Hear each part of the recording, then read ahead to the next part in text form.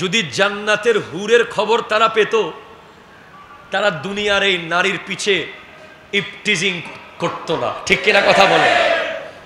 তারা যদি জানতো যে জান্নাতের হুরের অবস্থা, যেই চোখ নিচের দিকে তাকায় কোন নারীকে দেখলে সাথে সাথে নিচের দিকে, সেই চোখ জান্নাতি না জাহান্নামী?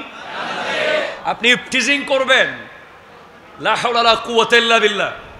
আপনি বিয়ে বাড়িতে গিয়ে টিচ করবেন, আপনি কলেজে গিয়ে টিচ করবেন, আপনি স্কুলে গিয়ে টিচ করবেন, করিয়েন। তার আগে আমার একটা লাইন শুনে যান। আমার নবী বলেছেন, ক্বালা রাসূলুল্লাহি সাল্লাল্লাহু আলাইহি ওয়াসাল্লাম, হুব্বিবা ইলাইয়া মিন দুনিয়াকুম সালাস। এই পৃথিবীতে আমার নবীকে তিনটা জিনিস প্রিয় বানিয়ে দেওয়া হয়েছে। তার মধ্যে প্রথম নম্বর কি হতে পারে? আপনারা আন্দাজ করে দেখেন, আমার নবীর সবচেয়ে প্রিয় কি? আমার নবীর সবচেয়ে প্রিয় হলো মা জাতি। আমার নবী আসার আগে এই নারীদের কাছে মায়ের মর্যাদা ছিল না, তাদের কাছে বোনের মর্যাদা ছিল না, তাদের কাছে স্ত্রীর মর্যাদা। কন্যা জীবন্ত কবরে পুঁতে ফেলা হতো। আমার নবী এসে জানিয়েছেন, আল জান্নাতু তাহতা আকদামিল উম্মাহাত, তোমাদের সকলের জান্নাত হলো তোমার মায়ের পায়ের নিচে।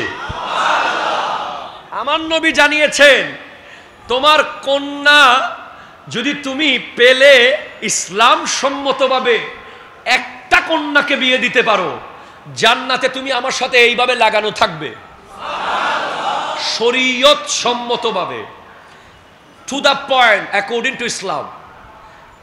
তো সাহাবায়ে কেরাম বলছেন, দুজন থাকলে আরো বেশি থাকবে, তিনজন হলে আরো বেশি থাকবে।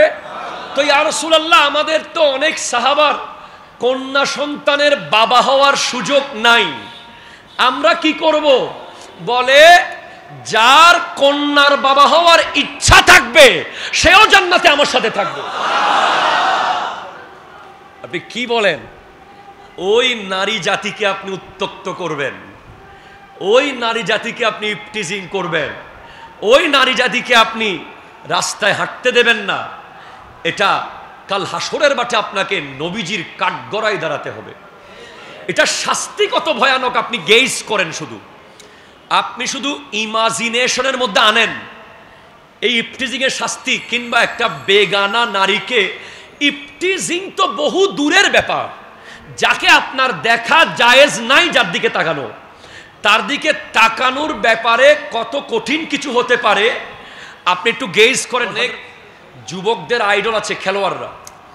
আমি দুজন খেলোয়াড় দেখেছি, ক্রিকেটার, একজন হাশিম আমলা দক্ষিণ আফ্রিকার, আরেকজন পাকিস্তানের বাবর আজম মেবি। এনাদেরকে দুজনকে ইন্টারভিউ নিয়েছে নারী সাংবাদিকা। দুজনের একই হাল দেখেছি।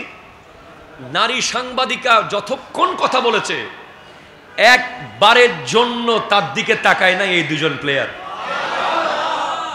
তখন সাংবাদিকা জিজ্ঞেস করেছে, আমি দেখতে কি এতই খারাপ যে আপনি একবারও আমার দিকে তাকাইলেন না?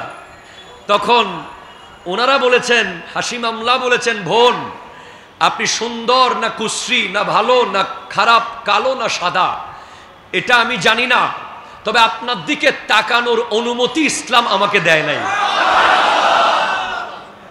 আমরা খেলোয়াড়দের শুধু ব্যাটিং ফলো করলে হবে না, তাদের বোলিং, তাদের স্ট্রাইক ফলো করলে হবে না, তাদের চরিত্র ফলো করলে আমাদের জীবনও পাল্টাতে পারে। ঠিক কিনা কথা বলে? এই যে একজন খেলোয়াড় কি শিখালেন তার ফলোয়ার্সদেরকে, এতক্ষণ কথা বলেছে, একবারও তাকায় নাই, একবারও তাকায় নাই। বলে, তাকান নাই কেন? ইসলাম অনুমতি দেয় নাই। তো অনুমতি দিয়েছে কাকে দেখার জন্য? বলেছে, আমার বিবিকে দেখার অনুমতি আমাকে দিয়েছে।